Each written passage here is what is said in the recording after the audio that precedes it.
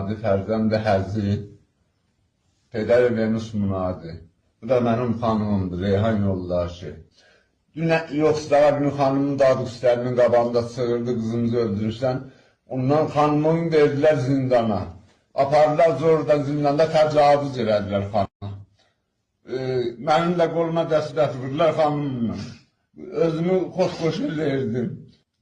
Xanımı apardılar zorla dəstət vurdular Şəməsibidə. Təcavüz ediblər. Cənabdamının bəzi.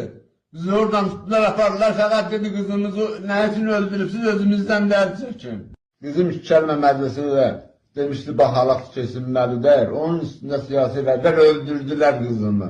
Oyanın, mərdum, oyanın.